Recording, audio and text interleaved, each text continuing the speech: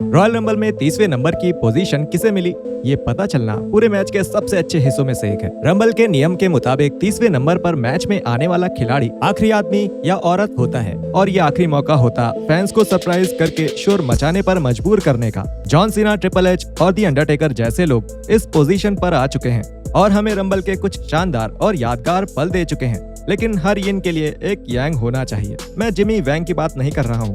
इन सभी 10 लोगों ने अपने शानदार मौकों को बर्बाद कर दिया। केफेब में 30वें नंबर पर आने से आपको पूरा मैच जीतने का एक बेहतरीन मौका मिलता है, लेकिन इनमें से कुछ कंटेस्टेंट्स 1 मिनट से ज्यादा समय तक भी नहीं टिक पाए, जबकि दूसरे कुछ अलग अलग कारणों से गड़बड़ कर बैठे। मैं हूँ एडम पचीटी कल्टहॉलिक रेसलिंग से और ये हैं रॉयल रंबल के इतिहास में 10 सबसे खराब नंबर 30 के एंट्रेंट्स। शुरू करते हैं। 10 बुकर टी इन 2002। इस लिस्ट में उनके पहले रंबल परफॉर्मेंस को शामिल करने में मुझे दुख हो रहा है, क्योंकि ये बहुत ही ज्यादा फनी था। पुराने WCW चैंपियन को 2002 रंबल फाइनल में आखिरी नंबर पर आने का एक सुनहरा मौका मिला। उन्होंने RVD को रिंग से बाहर फेंककर इसका फायदा उठाया। उन्होंने इसका जश्न अपने जाने माने अंदाज में मनाया। नहीं अपने पॉडकास्ट पर कुछ बेवकूफ़ी भरी बात कहकर नहीं, लेकिन एक स्पिनर ऊनी करके। जैसे ही बुकर अपने पैरों पर खड़े हुए, उन्हें तुरंत एक स्टोन कोल्ड स्टर्नर का सामना करना पड़ा। इससे भविष्य के double hall of famer top rope के ऊपर उड़े और मैच से बाहर हो गए। मजाक के नजरिए से ये सीन कमाल का था। बुकर जिस तरह से टॉप रोप के ऊपर से बाहर जाकर गिरे, वो शानदार था। बदकिस्मती से केफेब की दुनिया में बुकर ने बहुत खराब परफॉर्म किया। वो सिर्फ 33 सेकंड के लिए मैच में थे, लेकिन अगर वो खुद ही बेवकूफ़ी नहीं करते तो वो शायद बहुत आगे जा पाते। इस कारण से उन्हें लिस्ट में डालना पड़ा। लेकिन मैं आपसे पूछना चाहता हूँ, ऐसी बेवकूफ़ी कौन करता है? नंबर 9 वेडर इन 1998। वेडर के WWE करियर को एक बड़े मौके की बर्बादी के तौर पे याद किया जाता है, लेकिन अगर आप देखना चाहते हैं कि WWE ने कितनी बुरी तरह से मेस्टाडॉन का इस्तेमाल किया, तो आपको 1996 और 1998 के रंबल्स में उनके परफॉर्मेंस के बीच का अंतर देखना चाहिए। जब सुपर हैवीवेट ने 1996 में अपना WWE डेब्यू किया, तब उन्होंने सबके ऊपर एक शानदार छाप छोड़ी। 13वें नंबर पर एंट्री लेने के बाद जेक रॉबर्ट्स, डग गिलबर्ट, स्क्वाड टीम के एक मेंबर और साविया वेगा को एलिमिनेट करके वो बहुत ही शानदार दिख रहे थे, जिसके बाद शॉन माइकल्स ने उन्हें बाहर कर दिया। उनसे ये बर्दाश्त नहीं हुआ और वो अपना आपा खो बैठे, जिसके बाद वो फिर से लड़ने लगे और उन्हें पकड़कर बाहर ले जाना पड़ा। आसान शब्दों में कहूँ तो वो एक किलर की तरह लग रहे थे। कुछ साल तेजी से आगे बढ़ा लीजिए और वेडर के मेन इवेंट में दिखने की उम्मीद काफी दूर की बात हो चुकी थी और उन्होंने एक ऐसे आर्टिस्ट के साथ शो की शुरुआत की जिसका पुराना नाम गोल्डस्ट था। बाद में उसी शाम को उन्हें रंबल में लकी नंबर 30 भी मिला, लेकिन उन्होंने अपनी किस्मत का पूरा फायदा नहीं उठाया। वेडर ने तुरंत हॉन्की टॉन्क मैन को एलिमिनेट कर दिया, जो कि अच्छी शुरुआत थी, लेकिन फिर बस इधर उधर घूमने के कुछ मिनटों के बाद गोल्डस्ट ने उन्हें क्लोज लाइन मार के बाहर कर दिया और शो की शुरुआत में मिली हार का बदला पूरा हुआ। ये देखना कितनी दुख की बात है। Number 8 tug boat in 1991। Natural disasters के टाइफून बनने से पहले फ्रेड ऑटमैन ने टग बोट नाम का किरदार निभाया था, एक सीधा साधा बेबी फेस जिसे खुद हल्क होगन ने सपोर्ट किया था। हल्कस्टर ने शायद ऐसा सिर्फ इसलिए किया क्योंकि वो जानते थे कि पॉपॉय की तरह कपड़े पहनने वाले और मैचों के दौरान हॉर्न की आवाज निकालने वाले इंसान से उन्हें कोई खतरा नहीं है। टग बोट ने रंबल में अपनी शुरुआत की 1991 के रंबल के आखिरी खिलाड़ी के तौर पे। 2.5 मिनट तक प्लान बनाने के बाद टग ने अपने पुराने दोस्त होगन को एलिमिनेट करने की कोशिश की, लेकिन वो ऐसा कर नहीं पाए। उसके बाद हल्क ने अपना बदला लिया और उन्हें टॉप रोप के उस पार फेंक कर घर भेज दिया। अगर आप ध्यान नहीं दे रहे होते तो आप इस मैच के दौरान टग बोट की हुई ज्यादातर चीजों को देख भी ना पाते। उन्होंने किसी को एलिमिनेट नहीं किया, उन्होंने कैमरे के सामने दूसरे रेसलर से शायद ही कोई लड़ाई की हो और उन्हें एक ऐसे इंसान ने बाहर कर दिया जो उनका दोस्त था। ये एक शानदार रंबल डेब्यू से कोसों दूर था और ये मैच के बेशकीमती फाइनल स्पॉट की पूरी तरह से बर्बादी थी। ऑटमैन के लिए ये काफी शर्मनाक बात थी, शायद उनका सबसे शर्मनाक अनुभव। ओह रुकिए, नहीं। नंबर 7 एडम बॉम्ब इन 1994।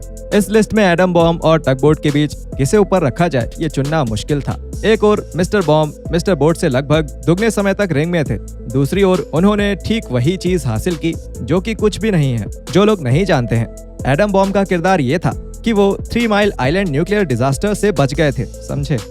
एटम बॉम्ब काफी अच्छा दिमाग लगाया। बदकिस्मती से ब्लास्ट के रेडिएशन ने उन्हें रॉयल रंबल मैच में खुद को इंटरेस्टिंग बनाने की ताकत नहीं दी। 1994 इवेंट के दौरान वो लगभग 5 मिनट तक उछल कूद करते रहे, जिसके बाद को विनर लेक्स ल्यूगर ने उन्हें बाहर कर दिया। सच कहूँ तो 1994 के रंबल में बॉम्ब के बिताए समय के बारे में कहने के लिए ज्यादा कुछ नहीं है। वो इधर उधर घूमे, कुछ लोगों को मुक्का मारा और फिर टॉप रोप के ऊपर से उड़कर गिर गए जब ल्यूगर ने क्लोज लाइन मारा, और बस इतना ही। उन्होंने और कुछ नहीं किया। कुछ कर दिखाने के लिए उनके पास काफी होने के बावजूद इस मैच में कुछ भी ना करने के कारण एडम बॉम्ब को फ्यूचर शॉक मास्टर से भी ज्यादा खराब रंबल कॉम्पिटिटर होने का सम्मान दिया गया।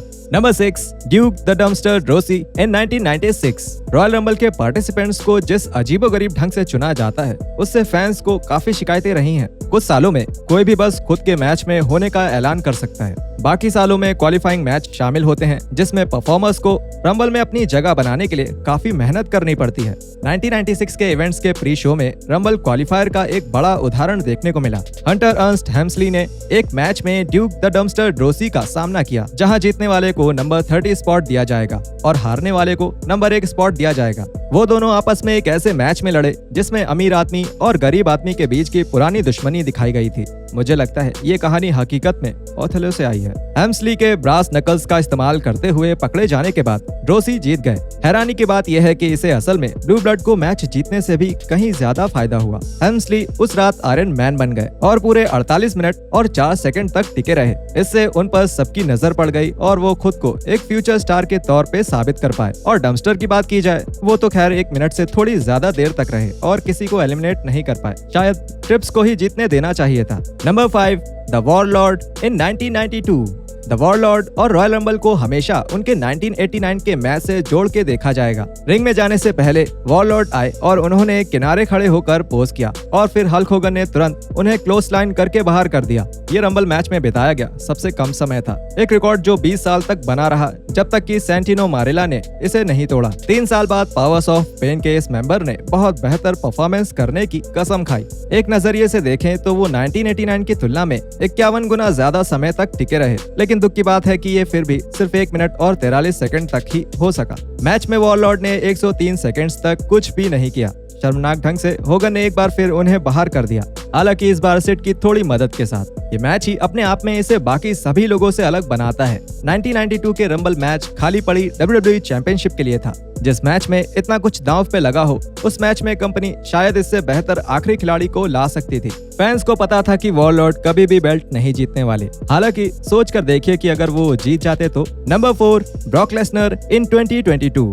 बीस्ट इनकार्नेट इस लिस्ट में शामिल ऐसे अकेले खिलाड़ी हैं। उन्हें उसी साल के लिए शामिल किया गया जिस साल में उन्होंने रंबल जीता था। लेसनर की इस तरह के मैच में दूसरी जीत साल 2022 के इवेंट में थी, जिस साल उन्होंने आखिर में एंट्री ली और सिर्फ 2.5 मिनट में 5 खिलाड़ियों को बाहर कर दिया।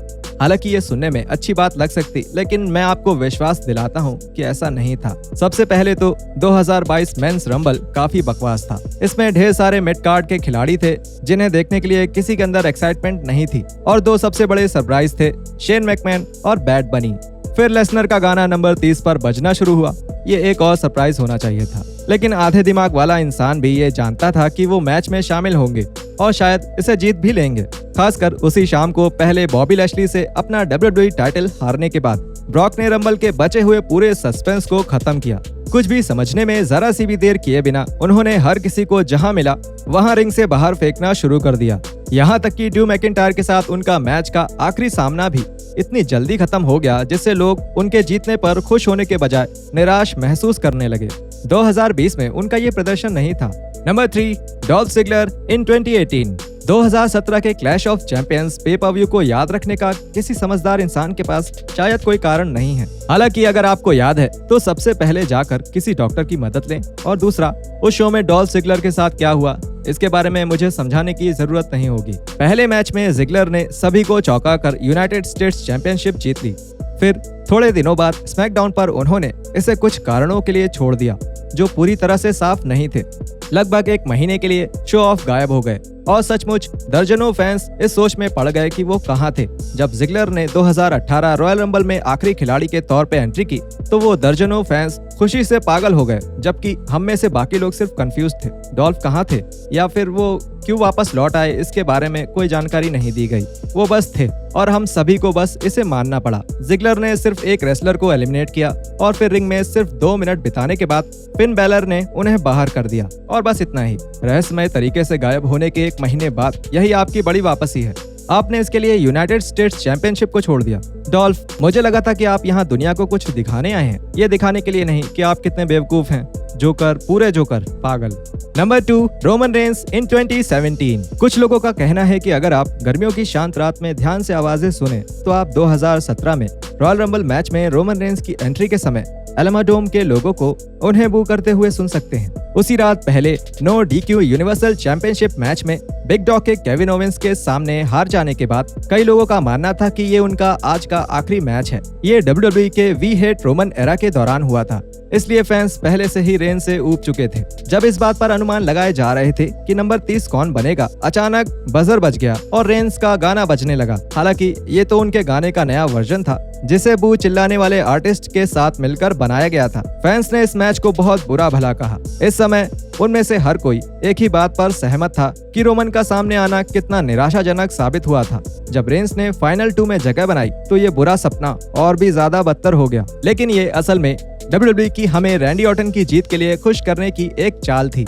ऐसी चालाकी जो आपकी कंपनी की सबसे बुनियादी खामियों का खुलासा कर दे। नंबर 1, रे मिस्टीरियो इन 2014। इस लेजेंडरी ल्यूचाडोर का इस गलती से कोई लेना देना नहीं था, लेकिन नंबर्स झूठ नहीं बोलते और वो 2014 के रॉयल रंबल में रे के लिए डिजास्टर दिखा रहे हैं। फैंस वाकई ये चाहते थे कि 2014 का रॉयल रंबल डैनियल ब्रायन जीतें।